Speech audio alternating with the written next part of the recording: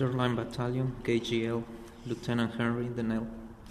Henry Dehnel, Lieutenant Colonel of the Royal Hanoverian Artillery, retired. A retrospection of my military career in the years from 1805 to 1849, Hanover 1859. But then we, and with us the entire second line, forming in accordance with the Duke of Wellington's instructions, were hidden from observation by the enemy. Our view to the west was more open. However, only the extreme left wing of the French army was stationed in that direction, of which a small part could be seen on the side of advanced post of Hougomont that was occupied by our troops. Towards the east, we could view the space between the first and second line for a considerable distance. Shortly after the brigade had piled arms, a continuing loud shouting could be heard coming from the direction where the enemy must have been standing. The distance from where the shouts originated was too great for us to distinctly understand any, but we could only assume that those were the Vive l'Empereur shouts of the French army, whereby it used to salute its great and much adored leader. A period of quiet then set in, during which the commander of our division, Sir Henry Clinton, on horseback with his adjutant, halted some 50 paces before the center of our brigade. His person stood out not only because of his tall figure and stiff military posture, but also by the unusual manner in which he wore his cocked hat. He always put it on sideways, and different from other English officers who wore their hat ornamented with a drooping white and red feather, so that its extended tip served as peaks in front and back.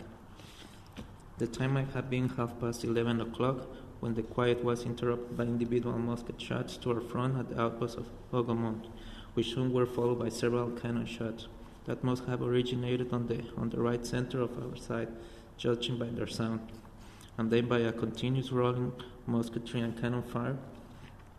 Very soon we had occasion to notice that the artillery fire did not only emanate from the British side, because solid shrapnel hauled not only above and about us, and shell hissed through the intervals between the companies standing in an open column on order. Soon, balls and the shell splinter flying about us from exploding shells between and above us fell both officers and men. The wounded were taken to the hollow way near the rear of our position, where several surgeons put on temporary dressings. During the course of the continuing attacks and defensive maneuvers, Wellington decided to reinforce his front line, which had been greatly weakened by the considerable losses it had suffered, by advancing the 2nd Division under Sir Henry Clinton, together with Sinfer's and Bolton's batteries, and by replacing them with General Chassé's Netherlands Division, which until then had been posted near Braine-l'Alleud. The time might have been about 5 o'clock when Duplat's 1st K.G.L. Brigade left its position, where we had rested for 5 long hours under a crossfire of artillery, as it were, but with remarkably low losses. It then advanced beyond the Nivelles highway towards Hougomont, after having changed fronts in a left march-off column of companies, with the rifle battalion as its head. After we had marched for 300 to 400 paces and had passed a small elevation, it became necessary to close the column to 1/4 distance to be able to rapidly form a square in the customary 4 deep ranks, because of the French cavalry being engaged with ours on this side of the main position. The stretch of way that we passed over was covered with the fallen.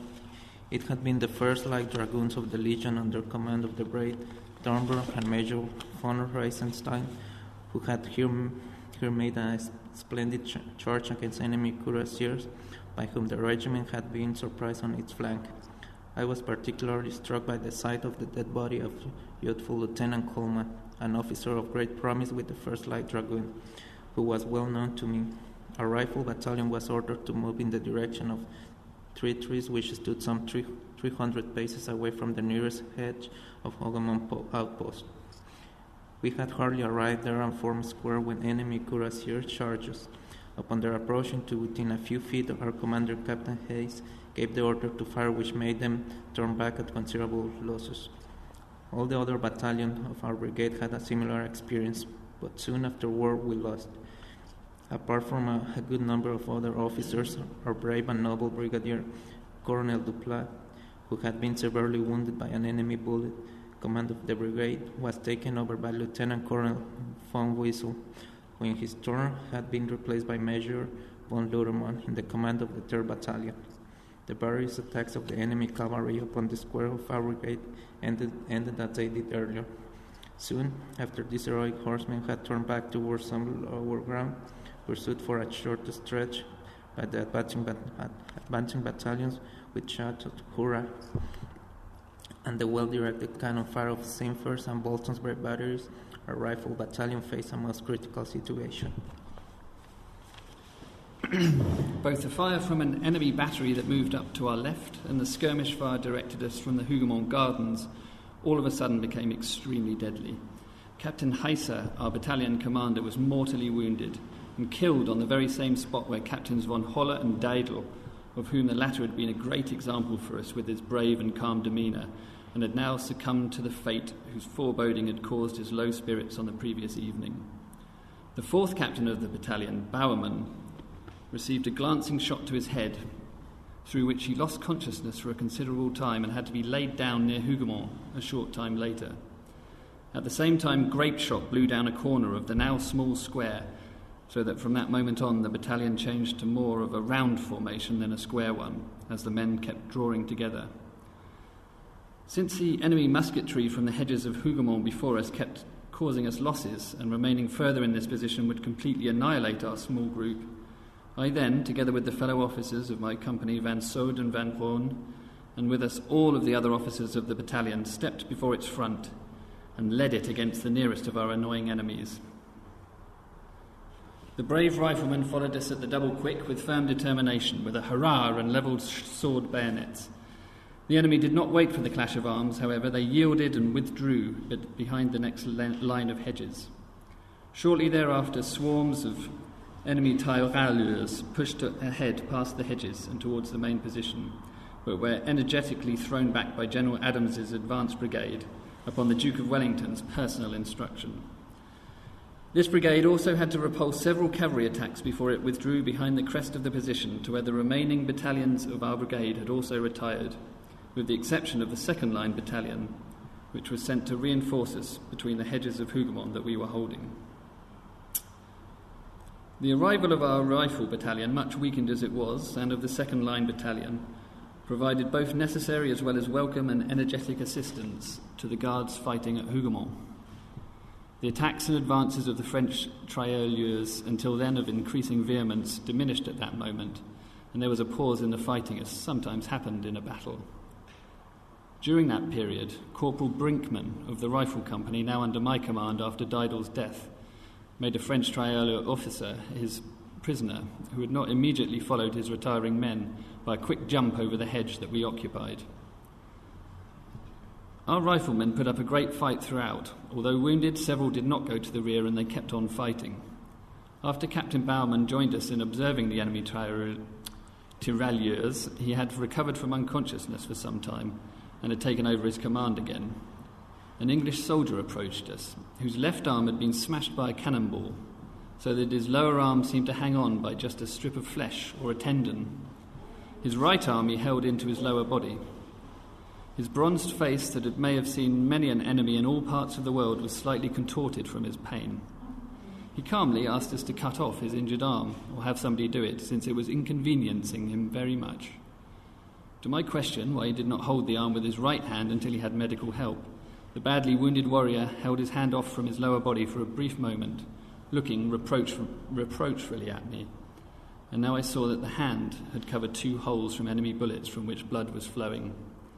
Without any moaning nor repeating his wish, the unfortunate man took a few steps and then tumbled, and crying, "Oh dear, Jane," suddenly fell down and was dead. The impression made on me and those around me of the death of this British warrior was soon effaced when an officer galloped up with the information that the French right wing had already been attacked for some time by the Prussians. In the meantime, in our particular part of the battlefield, between the orchard hedges and the wood of Hougoumont, the Allied troops had become mixed up and interspersed due to the incessant attacks of the enemy tirailleurs and the open order of fighting. the moving up of reinforcements and the frequent alternating between advances and withdrawals. When about 8 o'clock in the evening the attack of the Imperial Guard was beaten back, only the smaller part of our much weakened rifle battalion happened to be near Captain Bowerman, who was in command. He ordered me to search for any of our men in the walled garden, the chateau building, the farm buildings, and the adjoining spaces, and to gather them and bring them back. My prompt and eager efforts had no significant success. I found only a few men who'd brought up from the basement of the chateau a drink of beer, where some was still available. I do not dare describe the scenery that I faced on the inside of the estate. It would be a picture full of blood, with burning and mangled corpses, with dying and wounded and fatigued warriors surrounded by burning and smoking ruins. This scene of a contest fought most bitterly for long hours. I left as fast as I could and I rejoined Captain Bowerman. Of the advancing British troops on the extreme right wing who passed by Hougoumont, a number also moved into the environs of the estate. With their help, the enemy, who still resisted energetically, ignorant as they were of what had happened elsewhere, were now completely driven out of the wood. Bowerman, with all the men of the battalion he'd been able to gather, now rushed on with the tumult of the advancing troops. The other part of the riflemen had joined the second Line Battalion. In the vicinity of the tavern of La Belle Alliance, the British troops were told to halt. The daylight already began to yield to the darkness of night. Most of our totally exhausted men sank down on the wet ground not far from the well-known observatory and let themselves be embraced by the god of sleep. To the extent this was possible, so did I myself. But as is easily understood, this rest would not remain undisturbed. Apart from the incessant, monotonous noise peculiar to such scenes of war, there was here and there a thunderous blowing up of a powder wagon or a limber. In their anger and utter despair, badly wounded enemies would fire their muskets at groups of our men who'd gathered around campfires, or there was small arms fire for other unknown reasons. Added to that was the moaning and the groaning of innumerable wounded who were imploring in different languages for a drink to still their terrible thirst, or for any help, even often for their deaths. A large number of horses without their riders were running loose and caused unrest, not to think of the disturbances that were visited upon those who had laid down by the scavengers and other vagrants crawling about, and not least of all by one's own excitable state of mind.